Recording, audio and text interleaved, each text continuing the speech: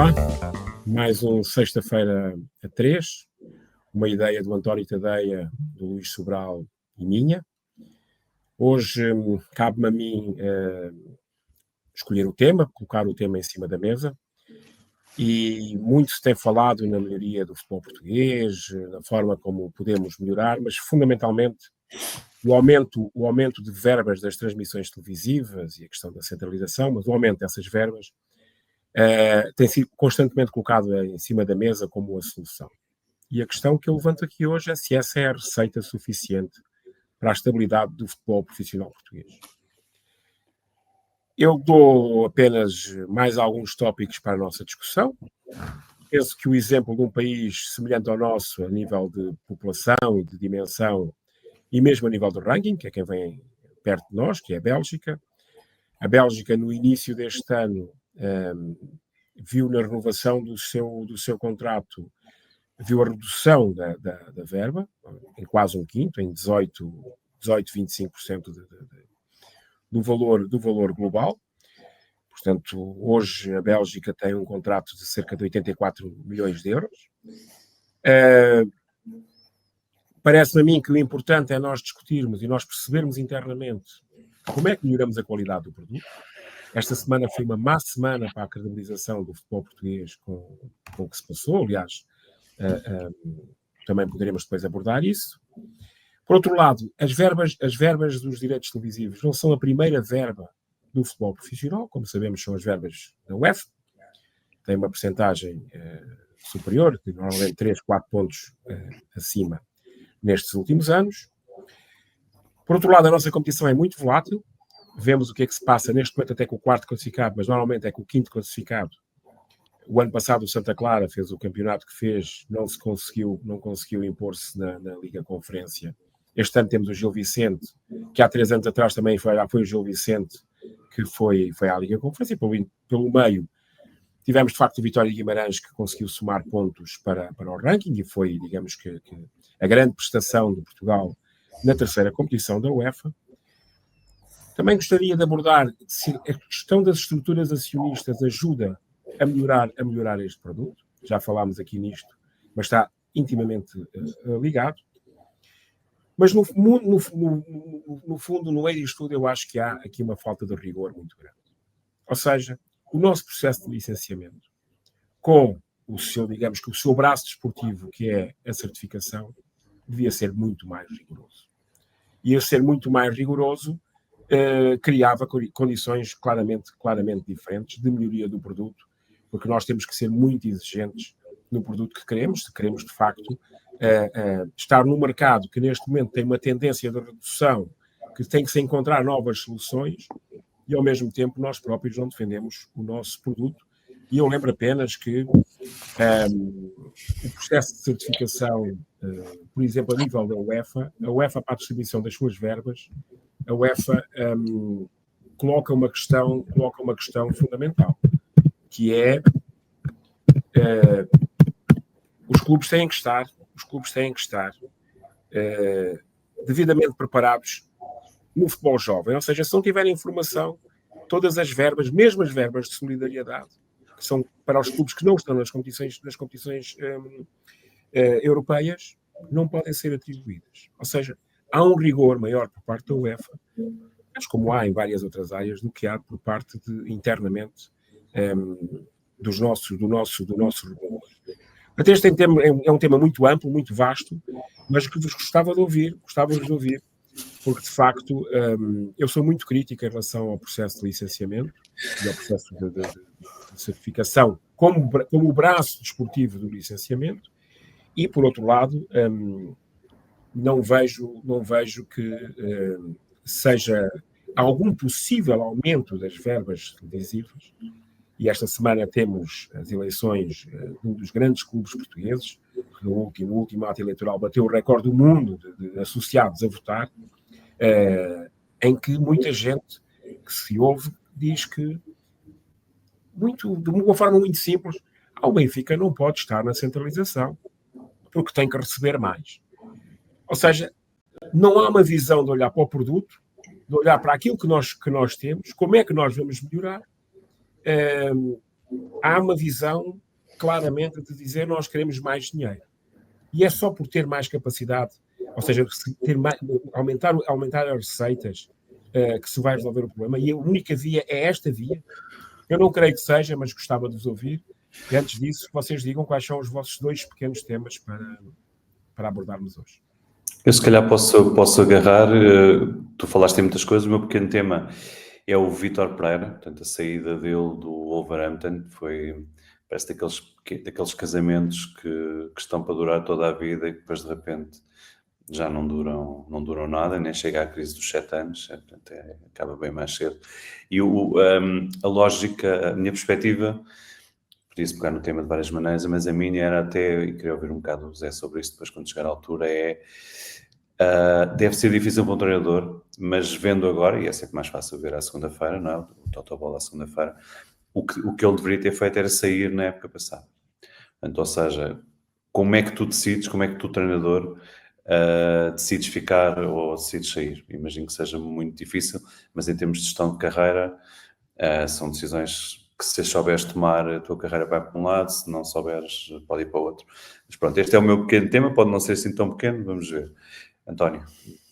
A esse propósito, há um artigo muito interessante esta semana no The Athletic, não sei se leste, que basicamente versa sobre por que razões é que os treinadores decidem aceitar ou rejeitar convites para irem trabalhar. É muito engraçado. Porque de facto, aquilo que é, e estava na cara, conforme disseste, com as saídas Sim, é isso. Sobretudo do Mateus Cunha e do Eito no Rio, que, enfim, a equipa estava muito mais fraca. Bom, o meu tema é pequeno, mas é grande, porque eu acho que é o tema dominante na sociedade, no mundo neste momento, versa sobre a maldade humana, a maldade intrínseca à espécie humana e à vontade permanente que temos de criar vantagem em todos os momentos. Eu depois vou a concretizar. E o meu pessimismo natural, que quem me conhece sabe que eu sou fundamentalmente um pessimista bem disposto, me leva a considerar que é neste momento impossível de regulamentar e de controlar. Mas já lá vamos depois, mais à frente. Então eu se calhar pegava numa ou duas coisas do Zé. Uma só para tentar, tu disseste uma coisa, Zé, que eu acho que não é exatamente rigorosa para a maior parte dos clubes, que é que as verbas da televisão não são as mais importantes. Estavas a pensar... Não, são as mais importantes, então vamos corrigir, vamos ser muito claros. São as mais importantes para os clubes que não estão nas competições principais da UEFA, ou seja, para esses são. Eu estava a falar, em geral, na competição, ou seja, a competição no seu todo, a maior verba é da UEFA, não é muito maior, mas é maior. A seguir vem a dos direitos televisivos. Portanto, a centralização, evidentemente, que tem outro tipo de consequências. Mas sim, fazes bem em corrigir, porque é verdade, é isso. Portanto, para os clubes, para a maior parte dos clubes, ela é quase a única verba. E para mim esse é logo um dos grandes problemas, porque os torna totalmente dependentes, porque eu acho que os torna também preguiçosos, portanto, ao longo do tempo, porque aquele dinheiro tem sido suficiente. A verdade é que, quer dizer, uns descem, outros não, mas a maior parte vai se mantendo com aquele dinheiro. Mas descerão sempre uns e outros não, mesmo que haja 10 vezes. É verdade. Não, sim. Mas, portanto, o que eu queria dizer é, não vês os clubes a desenvolver-se, não vês o estádio melhor, não vês mais adeptos, não vês uma aposta na formação, portanto, é até um bocado triste. Mas não vês uma aposta na formação, Luís, não vês uma aposta na formação, mas não devia haver essa exigência. A exigência não devia ser muito clara para se ter determinado tipo de verba. Se formos avançar para a centralização, é obrigatório ter estas condições. Ou seja, há um conjunto de requisitos que a UEFA, como tu sabes, exige, e que nós em Portugal criamos, digamos que, períodos de carência. Nós criamos períodos de carência. Nós fazemos um regulamento e depois criamos um período de carência de um ano. E a seguir aumentamos o período de carência para outro ano. E, portanto, temos esse tipo de questões que são... Sim. Nós já falámos aqui, sem querer chatear o Casa Pia, que não é nada isso, mas sei lá, clubes que jogam a 100 km, que isso é impensável. Pronto. A história do clube, que eu nem sei bem como é que se diz o nome, se é o AFS, se é o AFS, chegamos a Os isto. Aves de Futebol SAD, a AFS. Tens um clube em que, se perguntas a 10 pessoas, há 12 maneiras diferentes de dizer o nome. Não, Portanto, Luís, e com uma nuance muito engraçada, porque eu ainda agora, esta semana, o AFS, ou AVS, ou o que quiserem chamar, recuperou o Carlos Pong, que já tinham ido buscar o Ruben Semedo, que estava desempregado, e agora foram buscar o Carlos Pong, que também estava desempregado. E o que tem piada no meio disto tudo é que o Carlos Pong já tinha jogado no Clube Desportivo das Aves. E por toda a gente foi assumido que era um regresso. Quando não há regresso nenhum, porque aquilo que nos dizem é que este clube não tem nada a ver com o outro. Este clube era assado do Vila Franquense. Há um regresso ao estádio, não é? Se calhar era sim, isso. Se calhar o regresso ao mesmo restaurante onde comia, pronto, esse tipo Olá, de Vila das Aves. Isso, exato. Pronto. Ou seja, tens uma série de clubes, eu ao contrário do António, eu não sou por natureza um pessimista, sou até mais para o lado do otimista, e portanto custa-me até falar nestas coisas. Eu preferia falar no Gil Vicente a fazer uma época incrível e como é que está a falar, e havemos de falar com mais detalhe. Portanto, nunca esquecer que também há coisas boas. Famalicão é um ótimo exemplo. Já não acho Santa Clara mesmo, ainda já não acho, para mim já não é o tipo de projeto que eu acho que faz, eu ia dizer faz sentido, mas não tenho esse direito. Não é aquilo que eu acho que é bom para o futebol português, mas percebo também os constrangimentos na ilha, se cá não tens tantas pessoas, tantos jogadores nascidos lá, é difícil levar os jogadores para lá, pronto, essas coisas, percebo isso tudo. Mas, portanto, chegando aqui para esses clubes é fundamental o dinheiro. O que se passou na televisão, o que se passou na Bélgica esta semana é que a notícia foi a DAZN pagou. Portanto, a notícia foi a DAZN pagou a prestação. Portanto, quando chegamos a isto, nós percebemos em que ponto é que eles estavam. Porque havia o risco de não pagar, de ter lá uma cláusula, podia assinar uma cláusula e podia ir à vida deles, que no fundo foi já um bocadinho o que aconteceu. Ainda mantém esse risco. Sim, o risco existe, mas cada dia que passa é um dia a mais. É um dia em que tu recebes. E estamos assim. Portanto, a Bélgica... E qual era o drama? Ao contrário dos franceses, que se prepararam no início da época para isso e, portanto, venderam os jogadores que tinham. E, portanto, fizeram o dinheiro no mercado que precisavam de fazer com a televisão. Os belgas iriam levar com a tempestade no meio do campeonato. E, de repente, tens contas para pagar, logo dos jogadores que tu compraste, os ordenados, a conta da luz, e estavas a contar com aquele dinheiro, e, de repente, aquele dinheiro pode não existir. Portanto, esse é um dos problemas do... Não é a primeira vez que isto acontece, portanto, vamos lá ver, já houve empresas grandes que compraram direitos de competições e depois foram à falência. Portanto, isto acontece. Foram à falência, não é o caso da DAZN, mas que incumpriram ou de alguma maneira mudaram de ideias ou aconteceu qualquer desgraça. Isto pode acontecer. O que aconteceu em França e que pode acontecer na Bélgica não é a primeira vez. Mas devia fazer pensar aos clubes que eles precisam de ser mais sólidos nas outras coisas todas que não desenvolveram neste tempo. E agora lanço-te um desafio. Pensar aos clubes é assim. Com as estruturas acionistas que se pretendem fazer, esta semana a Inglaterra reforçou-se e já está a funcionar o novo regulador. O novo regulador já está a funcionar em Londres e tem uma sucursal em Manchester. Portanto, os ingleses já avançaram de forma clara para um novo modelo com um regulador independente. E nós estamos aqui em Portugal a não avançarmos com isso, e estas estruturas acionistas não reforçam tudo isso que tu estás a dizer. Não há a possibilidade de... Eu não tenho nada a perder, ou seja, eu estou de passagem, eu não tenho grande interesse, nem grande nem pequeno. O meu interesse não é o desenvolvimento da competição interna. O meu interesse é conseguir que passem por aqui os jogadores para chegarem a um clube que eu tenho na minha hierarquia de top. Já discutimos aqui em parte isso. Isso é limitador, isso é muito limitador e muito condicionante do que nós pretendemos para as nossas competições, digo eu. Sim, concordo contigo. Eu acho que a aposta maior dos clubes deveria ser seguramente na formação, porque sem formação tu não vais conseguir entrar no mercado de venda de jogadores, que é onde está o dinheiro, e portanto percebe-se todos os anos que os clubes mais pequenos não entram aí, nem sequer conseguem vender aos clubes maiores portugueses. Portanto, também também é um problema que nós temos. Portanto, não existe um mercado interno e, portanto, isso limita logo a partida ao dinheiro.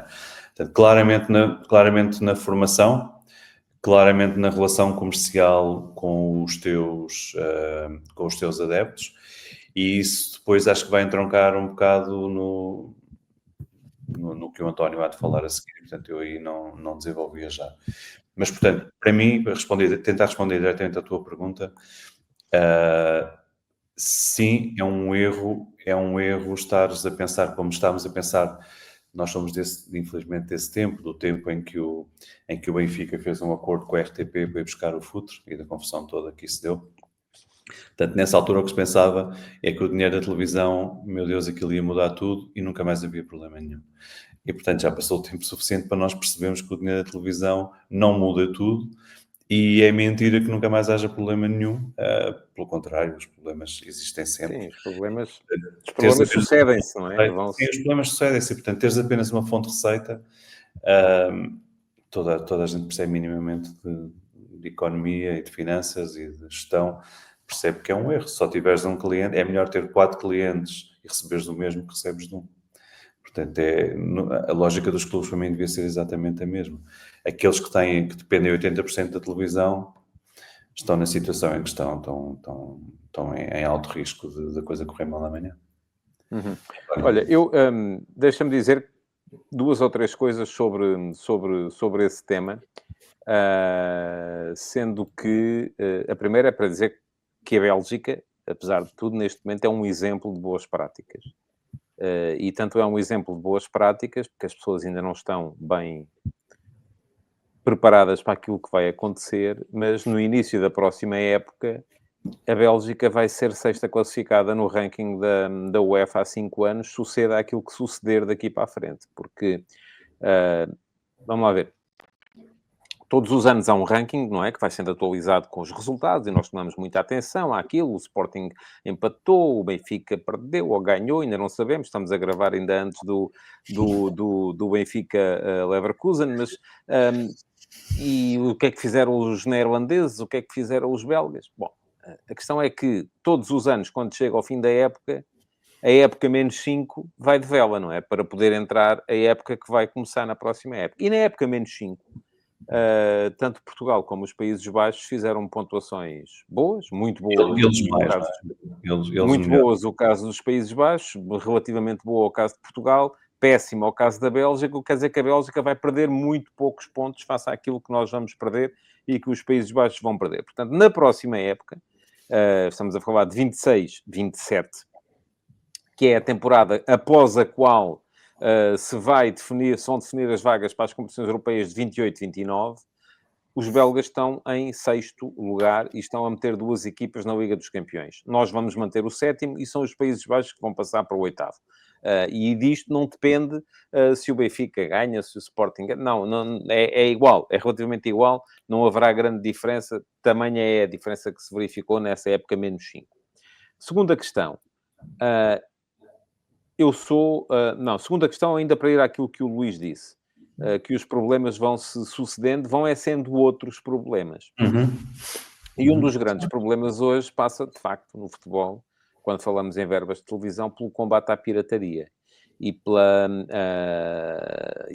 pela sensibilização, lá está, tendo em conta aquilo que é a maldade humana e eu hoje estou muito para aqui virado, e a tentação da espécie em criar vantagem, que somos todos incorrigíveis, e se pudermos enganar o próximo, enganamos, e a propensão que há para a pirataria, não é? Porque o grande desafio que se coloca à frente dos clubes neste momento em termos de receitas televisivas já não é tanto perceber como é que se vai fazer a chave de distribuição, se entramos em lógicas de centralização ou não centralização, se aumentamos ou não aumentamos a receita, é perceber como é que se impede que as pessoas vejam de borla aquilo que é um produto que o futebol quer que seja pago. Porque depois as pessoas estão lá em casa, não, eu pagar para isso era o que faltava. Mas depois, mas o meu clube tem que receber mais do que os outros, porque o meu clube... Espera lá, aqui nós paramos um bocadinho para pensar no que é que estamos a dizer, não é? Não paramos, estamos sempre naquela... Lá está, queremos tirar vantagem. Por fim, o licenciamento. Eu acho que esse é o aspecto fundamental quando se fala de futebol profissional. Eu ando a falar do licenciamento há décadas. E aqui há uns anos valentes, eu ainda escrevia nos jornais, portanto já foi, tem que ter sido há muito, muito tempo. Era eu uma criança, quase. Aquilo que me passou pela cabeça foi que não deveriam ser admitidas nas competições profissionais, ou no topo da pirâmide da competição profissional, equipas que não tenham gente para as ver. Agora, eu acho que há uma série de condições que são básicas e que nós devemos bater-nos para que elas sejam fundamentais para ter uma equipa na Primeira Liga. A primeira, e o Luís falou aí há bocado no caso do Casa Pia, parece-me que é fundamental, tem que ter um estádio. Tem que ter um estádio onde possa fixar um conjunto de adeptos. Esta semana nós tivemos essa aberração, por acaso o jogo até teve 8 golos, o Estrela da Amadora ganhou 5-3 ao Casa Pia. São duas equipas ali daquele eixo ocidental de Lisboa, a 5 minutos de distância uma da outra, e foram jogar a Rio Maior. É o IC19. O resultado, estavam 1.214 pessoas no estádio em Rio Maior para ver o jogo. E nós dizemos assim, mas isto é catastrófico, estamos a falar de um campeonato de topo em Portugal, de um jogo com 8 golos, é aquilo. Mas será assim tão catastrófico? Será que é assim tão mau? Rio Ave Estoril foi ganhar a Vila do Conde, 2.039 pessoas. Enfim, o jogo já foi, final da tarde, aquilo já se sabe, já era escuro, mudou para o horário de inverno. Vila do Conde é um estádio lixado, com o vento, com a chuva, não... Muito bem. Chopana, Nacional Famalicão, sábado às 15h30. Querem melhor programa do que isto? 1.882 espectadores para ver uma das melhores equipas do campeonato, que é o Famalicão, o Nacional, que é uma equipa que joga bem, eu gosto de ver jogar. 1.882 espectadores. Se calhar isto é o novo normal, não é? Temos que nos habituar a isto. Mas ainda assim, eu acho que deve ser feita uma tentativa de perceber o que é o mínimo exigível para a competição profissional em Portugal. Até porque dá mau canal, não é? Nós sabemos que meter um jogo na televisão a mostrar bancadas vazias, ou às vezes, no que é o caso em Vila do Conde, nem bancada, porque se mostra lá o outro lado e aquilo é um breu. Quando são jogos à noite é um breu total, porque as câmaras estão na bancada central e do outro lado não há nada, só há escuro. É má televisão. Se é má televisão, nós não podemos depois estar à espera de receber muito dinheiro porque estamos a proporcionar um mau espetáculo de televisão. Há uma série de condições que eu acho que são fundamentais para entrarmos no licenciamento. Uma delas, já o disse, é ter um estádio. Outra delas é ter uma taxa de ocupação média razoável desse estádio. E temos que definir o que é o razoável. Há coisas que já existem, creio eu, mas vocês serão melhores do que eu para falar sobre elas. Ter uma equipa feminina, ter equipas nos escalões jovens. Agora, eu acho é que temos que ser de facto, e nisso concordo a 1000% com o Zé, temos que ser muito mais exigentes em termos de condições de licenciamento, não é? E dizem-me assim, mas isso é injusto. Se eu agora, de repente, com vocês, monto aqui o Estrelas da Avenida Futebol Clube e conseguirmos no campo a promoção à divisão de topo, não temos estádio, não temos adeptos, não pagamos aos jogadores, não cumprimos as obrigações com o FIS, mas ganhámos, portanto estamos lá. Eu acho que isso não pode ser assim, de facto. Tu referiste o caso da Bélgica, que foi o exemplo inicial que eu dei. A Bélgica é muito mais exigente. A Bélgica, inclusivamente, digamos que arrisca mais. Eu também sou um otimista por natureza, não sou um pessimista, não é? Não sou um pessimista. Sou otimista. A Bélgica, inclusivamente, arriscou ao longo destes anos em quadro competitivo diferente, em modelos de competição diferentes. E não quer dizer que o anterior fosse melhor ou este é melhor, não. Eles discutem as coisas para melhorar a sua oferta. Não só interna, mas para terem maior competitividade entre os seus clubes. E, portanto, foi aí que eles foram atrás disso. E nós andamos há anos a discutir isto, mas nunca temos uma solução diferente. Mesmo que a solução não seja... Porque não há soluções ideais. Quando pensas numa competição, ninguém tem uma solução ideal. Temos soluções que são melhores que outras, temos que criar condições para potenciar aquilo que temos, mas as competições também são vivas e, portanto, isto tudo é evolutivo. Eu lembro-me agora, não falando no futebol profissional, por exemplo, quando abordamos a questão da Liga Revelação, do Sub-23, em 2018 era uma realidade, hoje é outra, provavelmente, na minha opinião. Hoje vai ter que ser remodelada, vai ter que ser repensada. Para quê? Para que esse espaço continue a ser um espaço de crescimento dos jogadores, que esse é que é o objetivo. E, portanto, ninguém tem que ficar aborrecido, porque as coisas antes tinham um pensamento, outros têm outros, os condicionantes são diferentes. Na competição profissional também. A competição profissional tem que ter um conjunto de requisitos básicos para se poder... Não é só por ter mérito desportivo. O mérito desportivo exclusivamente não chega. E, portanto, o que nós temos deixado de fazer, isto é um bocado... nem sequer não é pela parte populista, nada disso. Tu falaste nas ocupações dos estádios. A nós dão-nos os números, não a nós os três, não, para o público, dão-nos os números da totalidade da competição. Ora, o Benfica, o Sporting e o Porto, mas nomeadamente o Benfica, que é quem tem o maior número de... Não quer dizer que seja a maior porcentagem do estádio, mas é o estádio maior, claramente. Mas creio que também é a maior porcentagem. O Benfica andará muito próximo dos 60 mil. Isso dá-te logo um número, uma média completamente deturpada. E eu concordo também, ando a dizer isto há muito tempo, concordo contigo por isto. Para os jogadores, para os treinadores e para os jogadores, o envolvimento do público é decisivo para a sua prestação. Não é só porque jogam para o público, é porque a adrenalina é diferente, o ambiente é diferente, a exigência é diferente, o ambiente é diferente. E eu já tive esta discussão várias vezes. Não, mas isto é com a televisão. Não é com a televisão. Nós começámos ao longo de anos, eu percebo que a televisão, como parceiro, temos que discutir horários. Tu agora falas nos horários das 15h30, etc., mas há 10 anos atrás as coisas não eram assim, eram piores. Mas mesmo assim, com horários dessa hora, há estádios que a sua taxa de ocupação se mantém. E, portanto, olhar para isto é o que é que nós fazemos para ter mais público? O que é que nós fizemos nos últimos anos para ter mais público no estádio? José, deixa-me concluir. Seja-me só concluir com isto.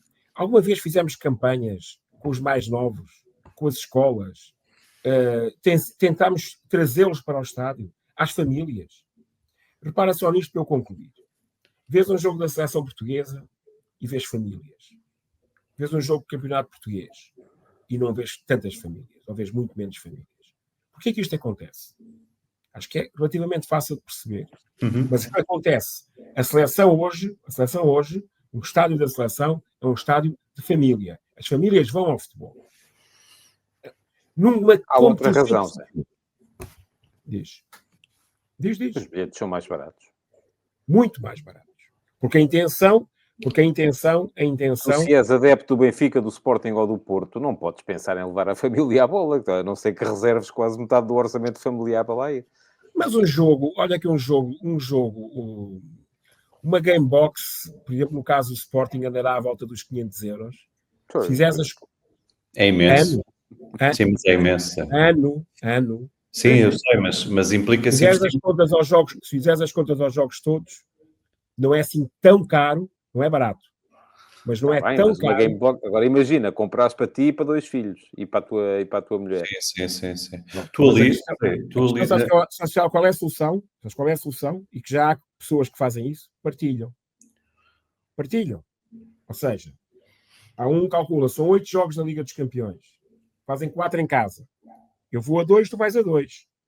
No campeonato, partilham jogos. Há pessoas já que partilham jogos. Tem que haver outro tipo de soluções. Ou seja, a oferta... A seleção é mais diferenciado, é mais um produto único, é mais parecido com um concerto, com a lógica de um concerto. Vou aos YouTube, que eles só vêm cá, se calhar, daqui a 10 anos. Por exemplo, este ano, nesta época, a seleção, em princípio, só vai jogar uma vez no Porto, no Norte, vou dizer Norte. Que é agora 2 da tarde de domingo, não é?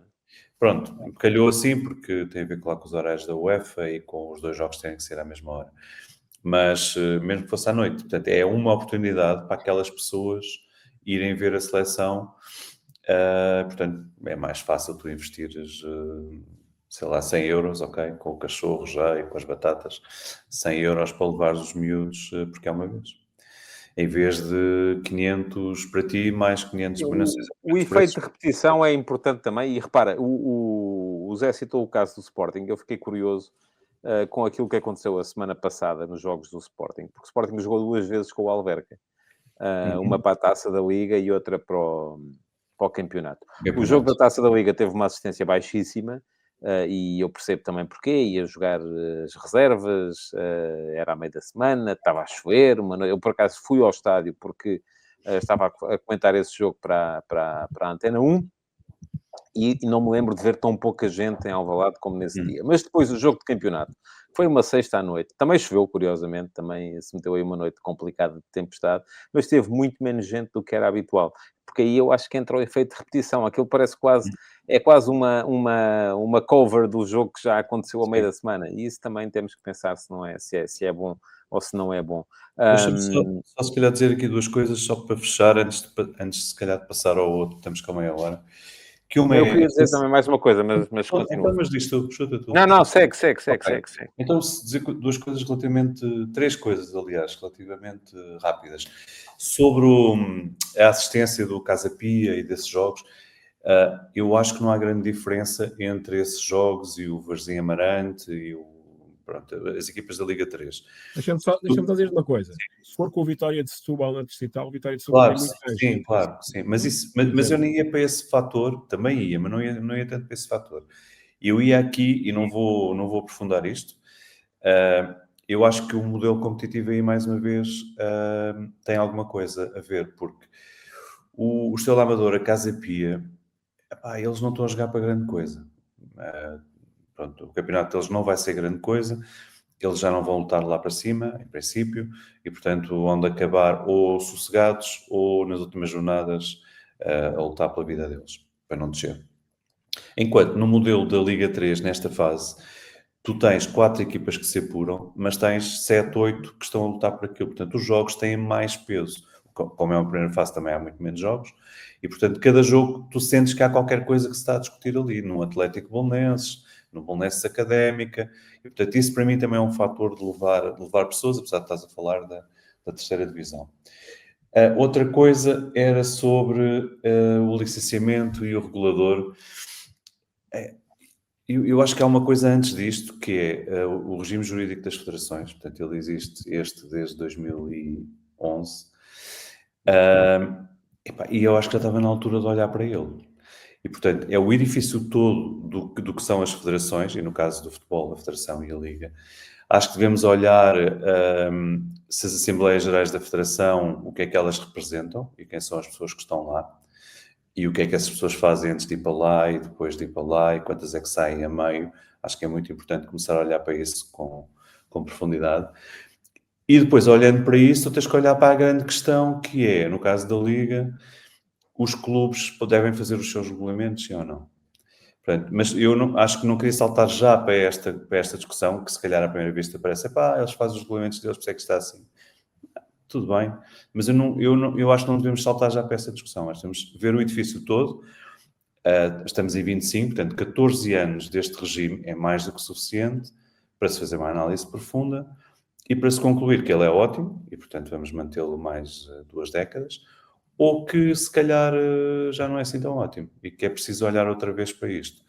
Portanto, esse, para mim, e depois a figura do regulador entra disto, depende desta reflexão, porque se eu chegar à conclusão que está tudo bem, que o problema não é esse, há outro problema, que não é este, então eu não quero regulador para nada. Mas se eu chegar à conclusão que, afinal, é preciso olhar para coisas, então o regulador pode ser uma ótima figura, pode fazer sentido, mas, sobretudo, eu acho, e acho que esta iniciativa devia partir do Governo, porque é quem tem que legislar, o Governo e depois a Assembleia da República, mas o impulso de analisar devia vir do Governo. E o Governo, por cima, está no início da legislatura e, portanto, tem mais do que tempo para dizer. Uma das coisas que eu vou fazer vou olhar para isto profundamente, vou encomendar um estudo a uns senhores e eles vão chegar a uma conclusão qualquer e eu depois vou discutir abertamente. E vai demorar 1 ano, não tem mal, mas pelo menos... acredito. E, entretanto, aguenta-se a centralização à espera de ver o que é que dá. Portanto, já estás aí a abrir a porta. Não vou deixar passar. Espera aí, Zé. Mas é o que vai acontecer. Para mim, a centralização é tipo... nem sei que exemplo é que eu vou arranjar, mas para mim não tem discussão. Eu não sou um cipriota, com todo o respeito por cipriotas. Não sou um grego. São os únicos 2 os únicos 2 países que têm campeonatos que não estão centralizados. Portanto, eu não me revejo como... Eles não são modelo de nada em termos... Estou a falar de futebol, obviamente. Eles não são modelo de nada para nada. Portanto, eu não quero ficar nesse comboio. É a última carruagem.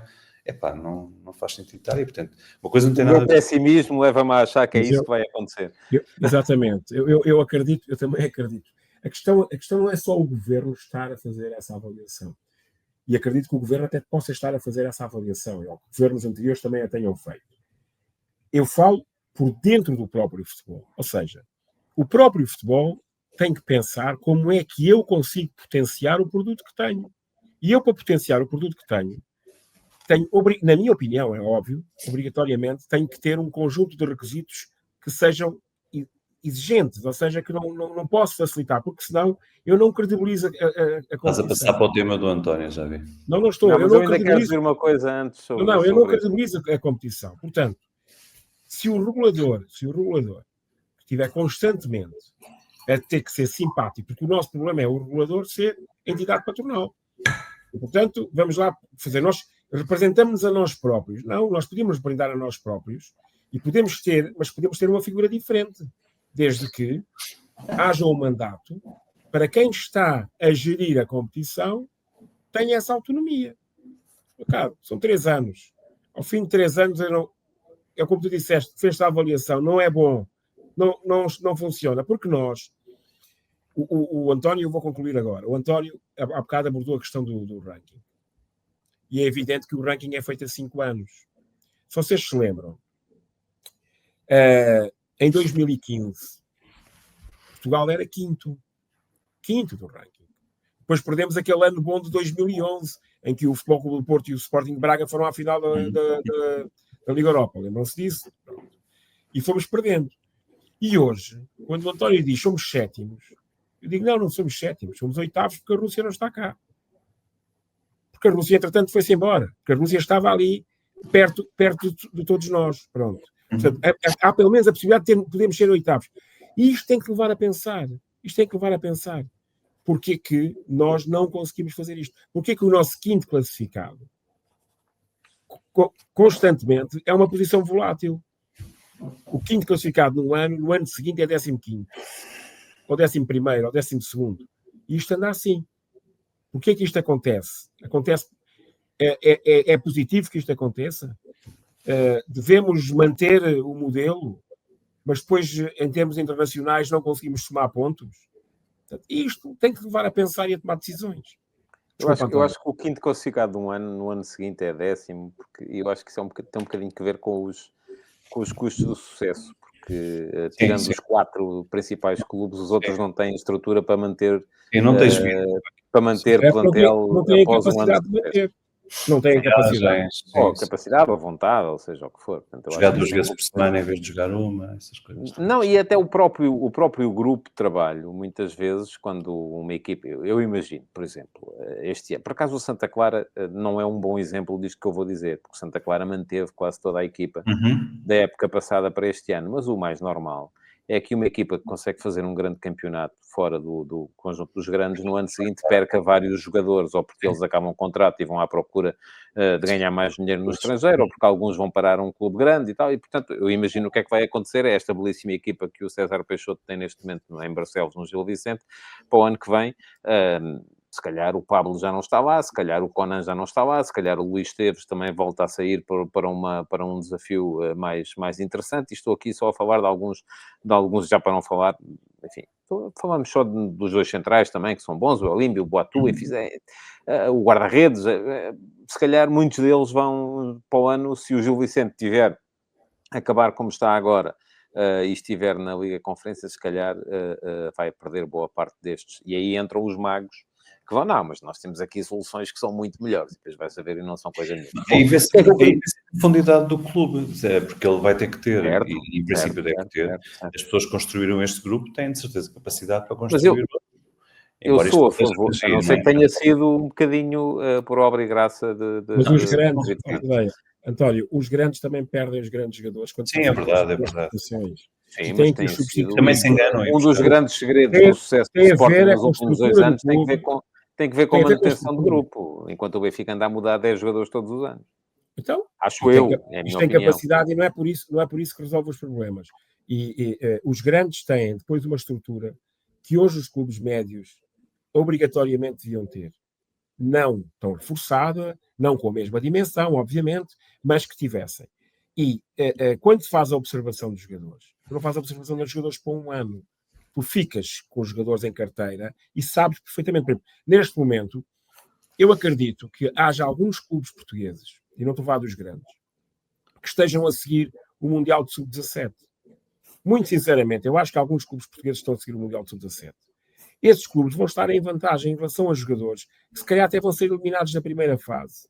E que eles nem sequer vão ter conhecimento, muitos deles não têm conhecimento dos jogadores, mas eles já têm lá alguém e vão começar a ter relatórios, a sua base de dados começa a ter informação sobre miúdos que têm 16, 17 anos, que os podem ir buscar em algum momento. Há outros, isso para eles não é importante. Nem sequer o Mundial, nem o de Sub-20 contou, quanto mais o de Sub-17. Não conta para nada, percebes? Portanto, e esta organização tem que existir. Isso não é muito dispendioso. Isso é uma pessoa. Não é muito dispendioso. É preciso é que haja visão para que isso aconteça. Big Data. Big Data. Big Data. É muito importante aí. Big Data. Bom, deixa-me só dizer... Deixa-me só Olha, dizer uma coisa relativamente ainda ao teu tema, Zé, só mesmo para... Eu gosto de deixar pistas de reflexão e esta, a mim, pareceu-me particularmente interessante. Eu não gosto do modelo belga do campeonato. E para quem não sabe, os belgas juntam no final as 6 melhores equipas e fazem mais 10 jornadas, 5 em casa, 5 fora, todos contra todos outra vez. E isto, obviamente, traz ali um apimentar E acho que até já debatemos isso aqui numa edição anterior. Sim. Um apimentar da competição na ponta final. Mas, por outro lado, também prejudica, se calhar, e permite que algumas equipas... Eu acho, por exemplo, que o Bruges, este ano, começou o campeonato a passear, porque sabe que, no final, aquilo vai-se decidir lá no fim. E já está próximo da Saint-Gilloise, portanto, e os dois, neste momento, são claramente as duas melhores equipas belgas. Mas... isto tem, de facto, uma vantagem, apesar de eu achar que pode ser injusto, traz uma vantagem que é a multiplicação dos grandes jogos, que pode vir a beneficiar as equipas em termos de competitividade. E em relação a isto, eu acho que uma das coisas que nós notamos muitas vezes nas nossas equipas quando começam os jogos europeus, sobretudo jogos de Liga dos Campeões, é que chegamos lá e parece que os outros são todos mais fortes que nós, sobretudo no plano da fisicalidade. E nem de propósito, nós estamos a gravar, já o disse, na quarta-feira. Ontem vimos o Sporting jogar com a Juventus, e se houve coisa em que a Juventus foi muito superior ao Sporting, foi na fisicalidade.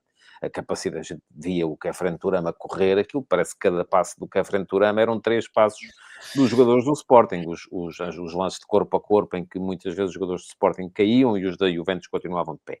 Curiosamente, hoje, quarta-feira, dia em que estamos a gravar, a ler a Gazeta dello Sport, li o artigo do Fábio Capello sobre o jogo, em que ele dizia que à Juventus, para ganhar, faltou-lhe intensidade, faltou-lhe a capacidade para manter a fisicalidade durante os 90 minutos. E que isto tem que ver com o facto de, quando se chega à Liga dos Campeões, os jogos...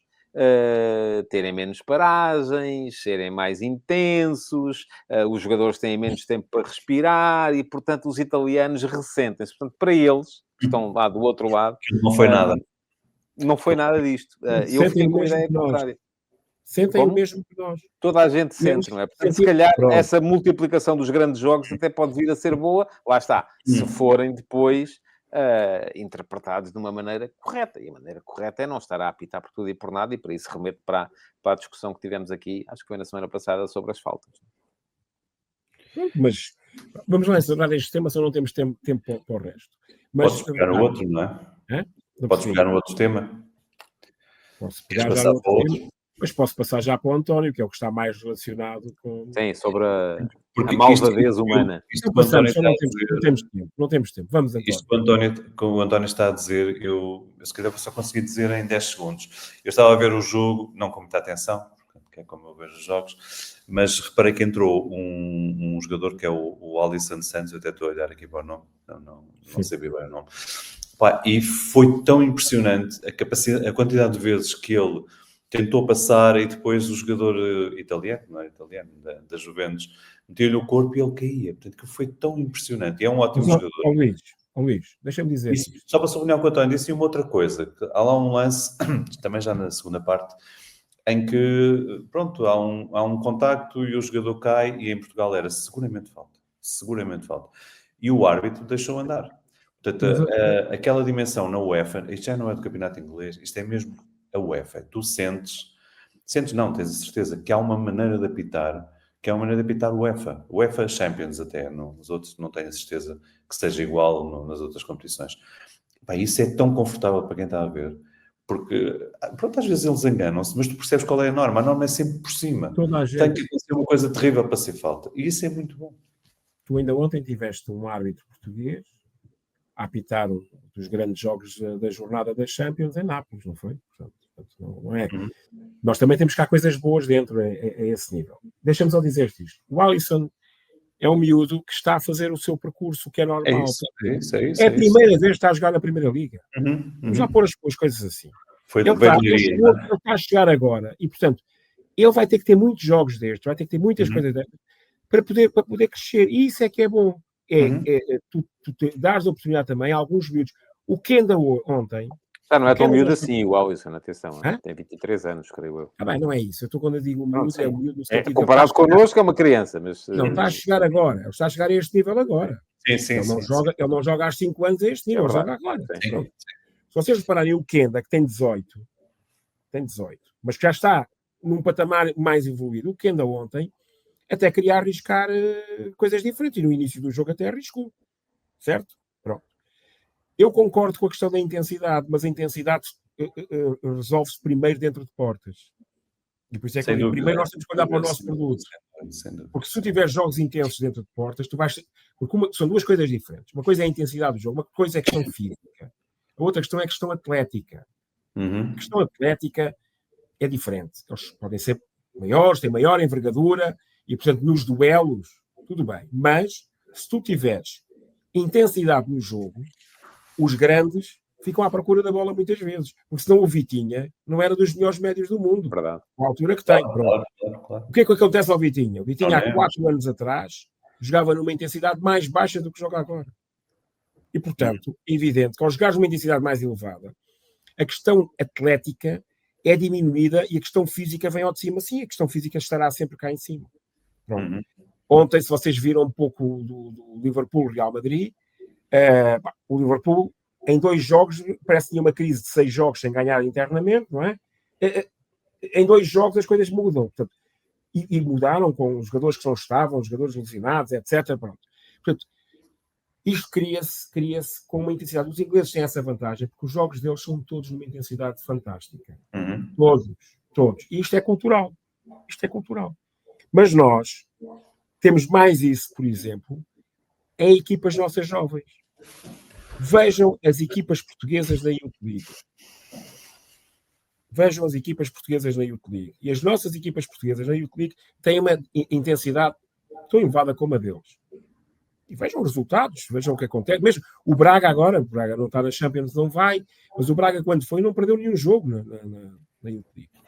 Não perdeu com o Real Madrid, não perdeu com o Nápoles, não perdeu com o Milan. Quer dizer que é na transição que se perde isso, é isso? Porque os miúdos jogam aonde? Jogam em competições mais elevadas. Jogam no Sub-23, jogam nas equipas B e depois vêm jogar aos Sub-19. A intensidade é outra. Portanto, nós temos que passar isto para o patamar superior. Enquanto não conseguimos passar isto para o patamar superior, o nosso produto, é isso que eu gosto de discutir, o nosso produto não terá a mesma qualidade. Porque andamos a jogar com uma intensidade mais baixa. Ora, sem uma intensidade mais baixa, quando chegamos a estas competições, evidente que vamos ressentir, vamos ter essa dificuldade. Muito bem. Vamos António, avançar. Avança. Vamos, eu quero falar aqui um bocadinho da maldade humana. Que é uma coisa que me apoquenta desde sempre. Porque eu sou, tal como já disse, um pessimista bem disposto. Geralmente ando bem disposto, mas acredito pouco na nossa capacidade enquanto espécie para sermos bons. Acho que o ser humano é intrinsecamente mau e tenta sempre tirar vantagem indevida das situações. E porquê é que eu estou... Não começo a superar, pá. Porquê é que eu estou a falar sobre isto? Bom, é que... Quanto tempo é que temos? Não, mas eu vou ser muito breve em relação a isso, até Mas porque tu é das coisas que eu acho que merecem o nosso repúdio e pouco mais do que isso. Não há muito mais a dizer sobre isso, e o que me interessa a mim aqui, ao contrário daquilo que interessa à generalidade das pessoas, não é saber quem é que é mais beneficiado ou quem é que é mais prejudicado, é saber como é que se impede que isto seja tema. Porque é isso que me parece que é relevante, e é em relação a isso que eu estou muito pessimista. Vamos lá, falar de acontecimentos concretos. Esta semana, a ser verdade, e eu até ver, não foi desmentido, o Futebol Clube Porto colocou no balneário do árbitro, Fábio Veríssimo, do jogo Futebol Clube Porto Sporting Clube Braga, a passar em loop imagens de um lance em que se queria prejudicar.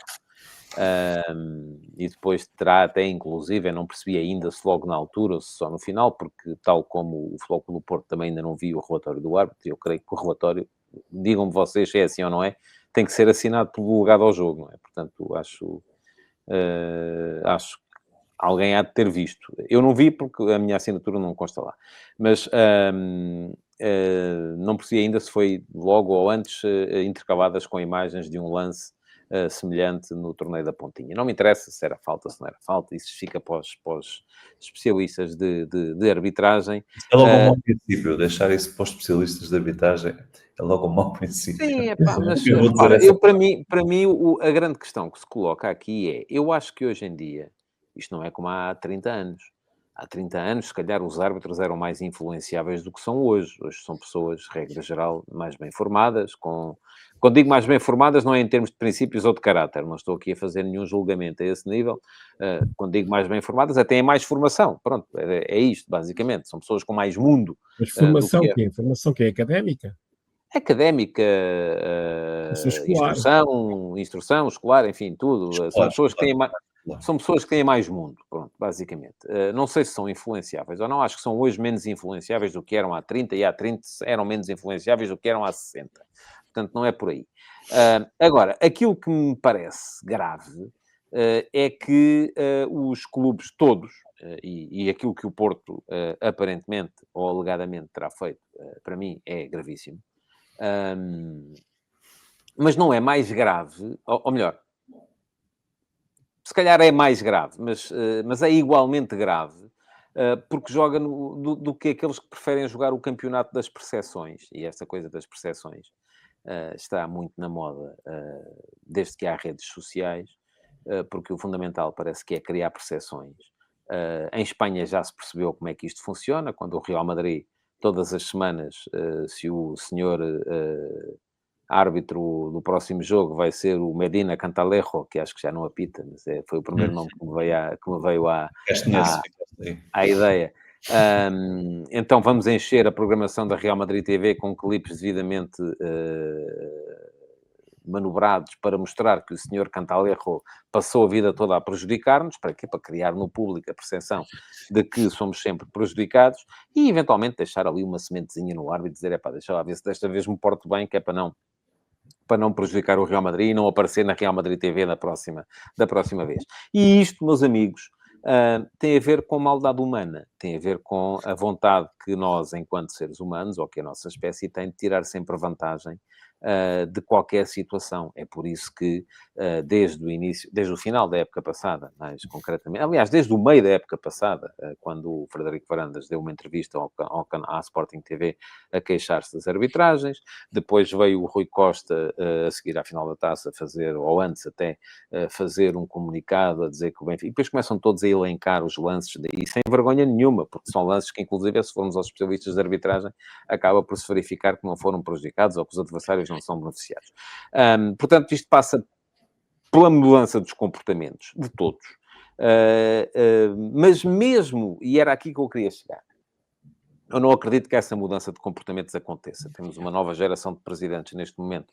Frederico Varandas, Rui Costa, André Vilas-Boas, que eram a lufada de ar fresco do futebol nacional, mas continuam todos a fazer os mesmos comunicados, a dar as mesmas entrevistas, a queixar-se das mesmas coisas. Temos uma campanha eleitoral no Benfica, e eu já disse isto na rádio no outro dia, e imediatamente recebi dezenas de insultos nas redes sociais, porque estava a comparar as coisas. Não estou a comparar, são coisas de graus diferentes de gravidade, mas são coisas igualmente sintomáticas do mesmo fenómeno. Temos uma campanha eleitoral do Benfica em que os dois candidatos que estão ainda neste momento com possibilidade de vir a ser presidente do clube, perdem tempo de campanha que deviam estar a falar com os seus sócios sobre o que vai ser o seu clube, sobre aquilo que são os benefícios de arbitragem aos rivais. Então, isto para mim é uma coisa estranha e difícil de entender. E a questão que eu quero deixar-vos aqui é como é que a gente impede isto? Porque eu acho que é impossível. Porque mesmo que de repente, e aqui entra o meu pessimismo, mesmo que de repente a gente diga assim, castigos pesadíssimos, vamos aqui castigar pesadamente os clubes que prevaricarem. Hoje em dia, para ganhar este campeonato das percepções, eu não preciso sequer que seja o presidente, o diretor desportivo, o treinador, pode ser um bote qualquer que consiga uma legião de seguidores nas redes sociais, tem o mesmo efeito. Tem o mesmo efeito. É por isso que as televisões dos clubes têm sempre uma visão absolutamente distorcida daquilo que é a realidade, porque estão a falar para aquele conjunto de pessoas que são aquelas que depois vão insultar toda a gente que pensa de uma maneira diferente, porque viu de uma maneira diferente. Quer tenha visto de uma maneira absolutamente imparcial, quer tenha visto de uma maneira parcial para o outro lado. Portanto, eu acho que isto é absolutamente irregulamentável e que estamos condenados a viver com isto, mas isto lá está. É o meu pessimismo a falar. Estou à espera de ouvir o vosso otimismo a explicar como é que se resolve este problema. Zé, vais tu? Posso avançar. É assim, nós temos exemplos no mundo de regulação de competições e de outras competições em que estas coisas não se passam. Fora do terreno de jogo, eu acho que todos nós devemos aprender com o que se passa nas modalidades profissionais nos Estados Unidos. E isto é impensável acontecer. E há casos graves, atenção. Há punições muito graves, há situações muito graves, há agressões também. Eles também têm muitos problemas. Só que têm uma ideia principal. O mais importante disto tudo, digamos, entre aspas, é o nosso negócio, ou sem aspas. É a nossa competição. E quem coloca em causa a nossa competição tem que ser punido. Seja o jogador, dirigente, árbitro, treinador, o que for. Não interessa. É evidente que tu dizes, mas isto também é uma questão de cultura. Claramente, é uma questão de educação. É, obviamente, uma questão de educação. Mas é fundamentalmente uma questão de estrutura que não permita que estas coisas, ou pelo menos que consiga não permitir que sejam potenciadas todas estas questões. E tu vês o modelo, portanto, que chega mais à Europa ou a nós, talvez seja a NBA. E a NBA, apesar de ser uma liga fechada, pronto, não é uma liga aberta, mas isso é um modelo desportivo. Agora, as regras que todos têm que ter para participar naquela competição são muito claras. Mas tu tens uma outra questão aqui dentro, já nem é preciso ir tão longe. Os nossos participantes nas nossas competições profissionais não têm a mesma atitude nas competições da UEFA ou nas competições nacionais. Tudo, desde os bancos de suplentes, às declarações, a tudo. Os comportamentos não são iguais. E não é preciso ir buscar o exemplo americano, basta só ir ver a Champions. Quem está na Champions não tem... Aliás, repara, ontem eu estava a ver o jogo e um dos cartões amarelos que é dado, provavelmente ele até tinha razão em pedir um cartão amarelo porque é agarrado pelo Willman, certo? Bastou ele levantar o braço e pedir cartão amarelo e o árbitro dele que foi cartão amarelo a ele. E tu dizes, mas se calhar até foi injusto. Provavelmente. Mas não é. O que está ali regulamentado é a imagem da competição. Não queremos jogadores a pressionarem os árbitros para mostrarem cartões amarelos. Acabou. E toda a gente respeita o árbitro. O Pote falou ontem, levou amarelo. Certo? E o que nós sentimos muitas vezes, não quer dizer que não haja, o Luís disse há bocado, há erros. Mas o que nós sentimos é maior igualdade, maior respeito entre todos. E o que nós sentimos internamente é que a dimensão dos três maiores faz-se valer. Eu digo que isto é humano, as pessoas é da condição humana, Então tem que haver alguém que tenha essa capacidade de regular, de impor um conjunto de regras, de ser rigoroso para bem da competição interna. Para bem da competição interna e da qualidade da competição. E pode-se fazer isso contra o povo ou não? Essa é a minha dúvida. Porque se tu vais ver, por exemplo, os adeptos do Porto, e eu sou particularmente atento às redes sociais, pode ser uma minoria ruidosa, como dizem agora as pessoas das direitas. Mas se é uma minoria ruidosa, a verdade é que eu tenho visto inúmeras tweets de apreciação àquilo que o Porto fez, a dizer que finalmente estamos a pô-los no sítio. Mas era aí que eu ia. Era aí que eu ia, porque não sei se acabaste de dizer. Acho que o ponto fundamental, nós já tocámos nisto no outro dia, estes clubes, os três grandes têm isso em comum, portanto, eles ainda são dos adeptos. E, portanto, como eles são dos adeptos, há uma eleição que é democrática. E em cada eleição democrática tentas convencer os adeptos que tu és o melhor. Aparentemente, muita gente quer ser presidente neste caso do Benfica, mas se for Sporting e Porto, se calhar vai ser parecido, nesta fase que o Porto está. Portanto, aparentemente é um cargo que as pessoas gostam e, portanto, eles querem convencer. Nós vivemos na Europa e no mundo, vivemos um tempo especialmente delicado com os populismos e os extremismos. Mas os populismos e os extremismos são duas palavras que nós colocamos facilmente nos clubes de futebol, não é de agora, já é de sempre. Portanto, populismo sim, e extremismo, o mais possível. Portanto, isto é só populismo e extremismo. Não é mais nada. E, portanto, tu vês que o tipo de linguagem é o mesmo. E, portanto, eles, os dirigentes, são estes, mas se fossem outros, eram iguais. Porque nós estamos viciados nisto.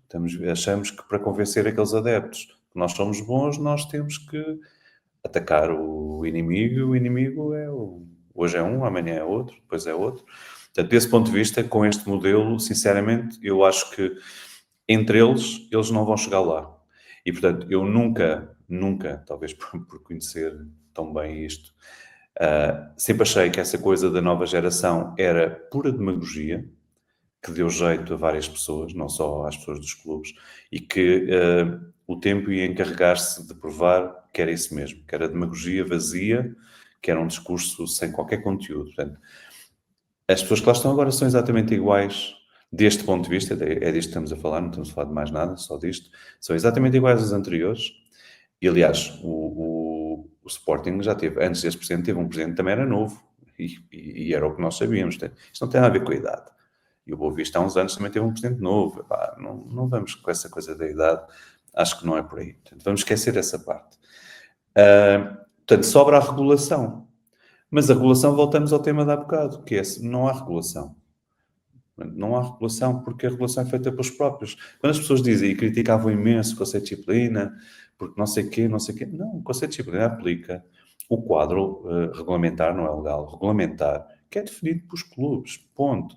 Portanto, se o regulamento manda que se pague 100 euros de multa, o conceito de disciplina só tem que dizer justifica multa ou não? Justifica. Então são 100 euros. Mas porquê que as pessoas do conceito de disciplina querem ter a culpa? A única culpa que elas têm é ter aceitado o lugar.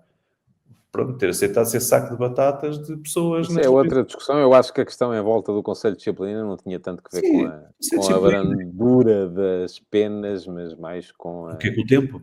Que o tempo demora? Também não tem culpa nenhuma. Enfim, não vamos entrar nessa discussão. Sim, hoje mas tem a ver quando tu falas em regulação, porque isso também é importante, o tempo que demora a aplicar uma pena e a dimensão da pena. Isso é que são coisas que te levam a pensar outra vez quando tu vais... vou usar a palavra, prevaricar, pensas 3 vezes. Agora, se tu dizes que isso vai ser um dia, não sei o quê, ou se o que eu pago com isso fico na bancada e não posso... pronto, isso não é nada. E todos nós concordamos que as penas que se aplicam por coisas deste género ou outras, porque nos outros clubes também há presidentes que já foram culpados de andar nos corredores a falar com árbitros. Luís, não vamos muito longe. eu, como treinador, muitas vezes gostava de ir às reuniões técnicas. Não ia sempre, mas gostava de ir a algumas reuniões técnicas, porque é o que se faz. E vocês sabem que os jogos de alto risco, a reunião normalmente faz-se 2 horas antes, não é? Não se faz 1h30 antes. Portanto, a equipa tinha que chegar um bocado mais cedo. Ou eu, se quisesse ir, tinha que chegar mais cedo, porque a equipa normalmente chega 1h30 antes ao estádio. E eu ia. Eu tive um destes jogos com árbitros internacionais, etc., em que ele foi muito claro. Olha, se acontecer aqui o que aconteceu na última jornada, em que vocês meteram umas fotografias por baixo da porta ao intervalo, com os lances da primeira parte, o jogo vai acabar ao intervalo. Disse o árbitro. E eu fiquei assim, disse, ok, meteram fotografias aqui por baixo da porta. Portanto, Só conheço um caso desses, pá. Pronto. Foi, não foi? Okay. Estas coisas acontecem. Estas coisas acontecem. Portanto, este tipo, hoje, nós com as novas tecnologias, os árbitros no campo em si estão menos pressionados. Porque o VAR é de facto uma grande ajuda a decisões. E muitas vezes é o VAR que falha, que não chama a atenção para alguns lances. Porque dentro do campo é impossível ver tudo. É impossível. Dentro do campo é impossível ver tudo. Não acredito que se consiga ver tudo. Basta, eu dou um apito e apito um treino que tem uma intensidade diferente. A intensidade até pode ser tão elevada, mas as entradas, os contactos são diferentes. Né? A intensidade pode ser muito alta, mas malta já não entra de sola constantemente, já não. E vocês vão ver a dificuldade que têm. E se eles então começarem a simular uma ou outra falta, vocês nem sabem se é falta, se não é. Pronto. Portanto, eu sei que isto é difícil, eu sei que não é fácil este quadro. Agora, a imagem que nós passamos da nossa competição, da credibilidade da nossa competição, da confiança que nós temos que ter, mesmo como agentes. Eu vou a qualquer estádio, eu tenho que ter confiança naquilo que vai acontecer. Não posso estar constantemente a pensar que tu estás a decidir desta forma que me estás a prejudicar. Isto é um mau pensamento. E isto nunca deixou de acontecer. A questão só aprofundando aí um bocadinho, e depois temos que passar ao tema do Luís, é que eu neste momento estou convencido que muitos dos maiores populistas da nossa política não pensam aquilo que dizem. Dizem aquilo porque sabem que é aquilo que lhes dá popularidade. E a questão é se isso acontece também assim no futebol. Eu estou a imaginar os responsáveis dos clubes a fazerem... Porque eu acho que são pessoas equilibradas, apesar de tudo. Não são o típico grunho ou troll das redes sociais. E eu estou a imaginá-los ali a olhar para os comunicados e a dizer, pá, isto se calhar é tudo tanga, mas bora lá que é isto, a malta quer é palha para comer e tal, e bora lá. Se calhar é assim que a coisa funciona também. Lá está, maldade humana e a vontade de tirar vantagem indevida das situações, que eu acho. Deixa-me só acabar com um toque otimista. Convém. Pronto. Em dois aspectos. O Zé falou nos bancos. Eu acho que os bancos estão bem melhor do que estavam há um ano ou dois. E eu acho que isso tem a ver com a ação. Portanto, o comportamento dos árbitros, a maneira como eles passaram a olhar para os bancos, não nesta época, mas já na outra época, ou até talvez na outra, e a punir coisas e a agir, quer o quarto árbitro, quer os árbitros, levou a que a maneira como os bancos se comportavam se alterasse. Do meu ponto de vista, acho que não tem nada a ver com o que nós vivíamos há 2 anos, que era uma epidemia, de facto. E isso é bom, quer dizer que quando tu decides e quando tu ages e não tens medo, há resultados. E depois, tentar tirar deste episódio todo uma coisa boa, e admitindo que o que está no relatório é o que se anda a dizer, portanto vou pôr estas salvaguardas todas, porque eu não sei nada, portanto só do que se vai Também ler. não viste o relatório, não estás com Não vi o relatório, não vi nada. Mas admitindo que é assim, acho que é bom que um árbitro veja uma coisa que acha que não está bem e escreva.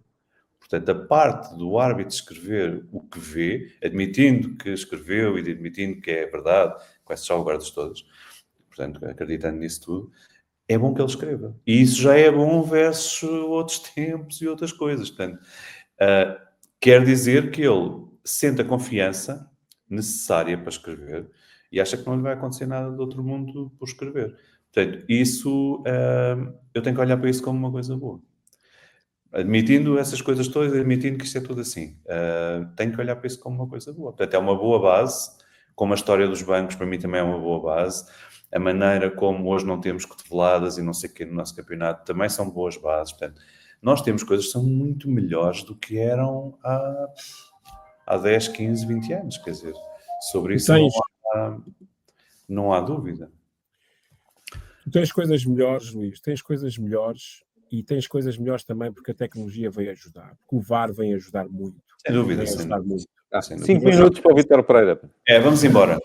Eu queria, porque é que eu trouxe o Vítor Pereira? Já expliquei um bocadinho no início. Era Faltam as pints para falar do Vítor Pereira. Pois, aquilo era uma relação de amor mais do que um trabalho.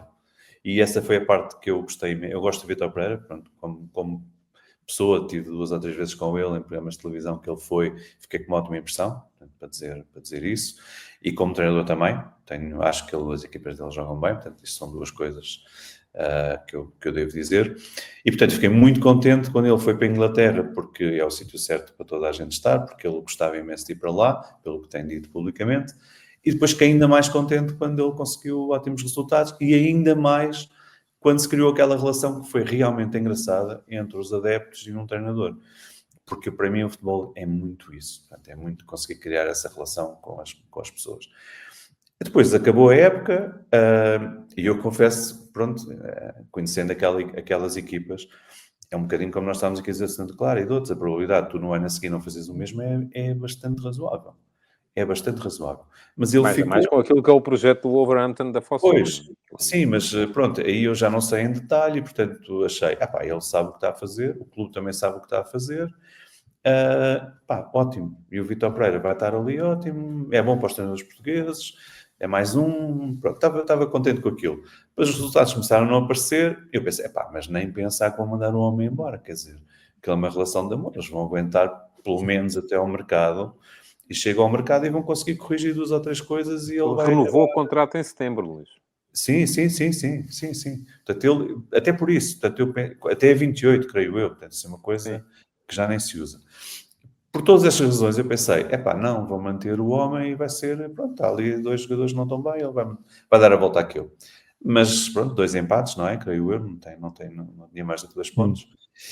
E acabaram por encontrar a solução de sempre, que é mandar o treinador embora. Portanto, a minha dúvida aqui, mais até para o Zé, mas obviamente também para ti, é como é que tu sentes que, apesar disto estar tudo espetacular, eu devia me ir embora. E só dizer uma coisa também, porque acho que também era injusto não falarmos nisso.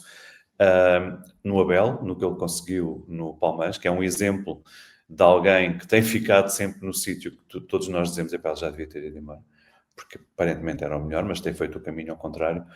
E mais do que o Abel, para mim um momento da conferência de imprensa com a Presidente, que ligando ao tema anterior, me leva a dizer que se calhar nós resolvíamos isto com alguma facilidade, tendo mais mulheres a mandar nos clubes. Mas isso é uma conversa para a qual nós não estamos preparados. Mas eu fiquei... Para mim o futebol é mesmo aquilo. Portanto, é a Presidente, chega lá, diz o que ela pensa, como ela já disse em vários outros momentos, ao longo destes 5 anos que passei a prestar atenção. É uma pessoa realmente diferente. E eu acho que uma parte disso é porque é uma mulher. Em parte. A outra parte é por ser casada com o dono da Crefisa, não é? Não, mas não é só isso, António. É muito mais a história é assim. Quando tu olhas para ela. Eu também já tive uma presidente num grande clube, sendo uma mulher. Okay? E não era a Leila, não funcionava da mesma forma. Eu tive uma presidente no Lokomotiv de Moscou. Era uma presidente. A Olga Smorovskaya era uma senhora economista e era a presidente do clube. Portanto, não era igual. Não, a questão não é essa. Tu, para fazer essa história, é evidente que é muito difícil. Isto tem a ver muito com a gestão de carreira, mas tem muito a ver com isso que disseste, com o sentimento que se tem com a ligação. Eu falo por mim. Eu tenho um clube onde sempre tive problemas, e já sabes qual é que é. Sempre tive problemas, sempre houve problemas, e a minha ligação com os adeptos é fantástica e sempre foi fantástica, que foi a Vitória de Setúbal. Pronto. E se não tivesse tido problemas com dirigentes, eu não tinha saído, não tinha ido para a Federação, tinha ficado no Vitória, não aceitava convites da Federação, nem de mais ninguém, e tinha ficado ali. Pronto. Portanto, esta relação, eu percebo o Vítor Pereira nisto. Criou-se ali uma relação de cumplicidade, de paixão, etc. Só que, como sempre, o mais importante são os jogadores. E o António disse isso no início. Quando tu perdes, repara, há um jogador que sai do Wolverhampton que hoje é decisivo no Man United. Porque nestes últimos jogos tem sido ele um jogador decisivo. Portanto, se ele é decisivo no Man United, então ele será muito mais decisivo no Wolverhampton. Claro. E o Mateus Cunha era um jogador decisivo. Há mais. Mas o Mateus Cunha para mim era o ponto central. Portanto, tu quando não tens jogadores e não tens jogadores com o mesmo nível, ou possam ter potencial, mas nem sequer tens tempo de os fazer crescer, é evidente que vais ter problemas.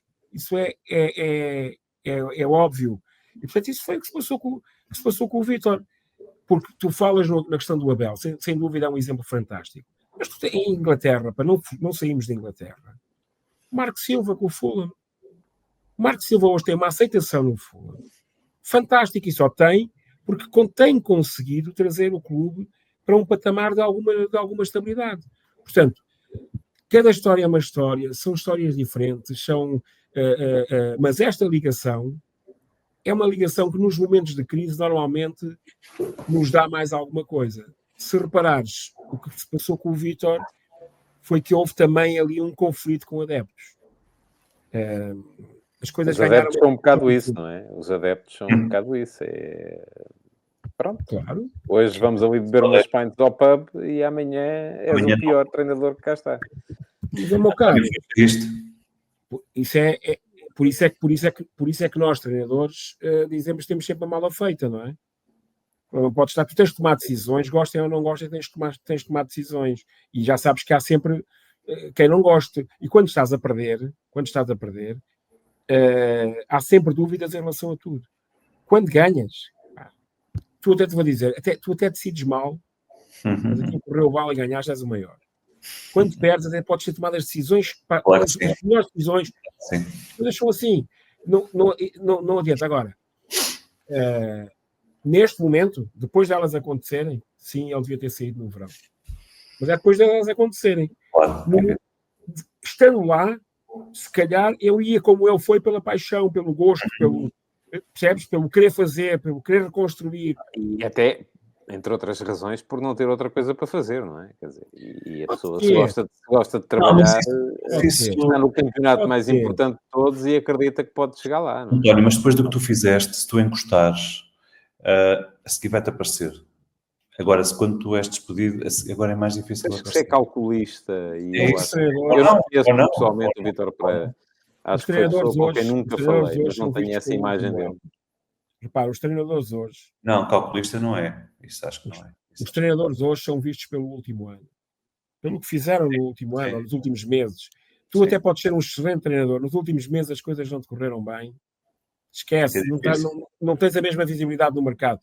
Enfim, há casos que contradizem um bocado isso. Olha, o caso do Slot, por exemplo, que foi para o Liverpool quando o último ano dele tinha sido mau antes de ir para o Liverpool. Tinha perdido mas tinha uma história. Mas tinha uma história no clube. Diferente. Tem uma história. E hoje o tempo de permanência é curto.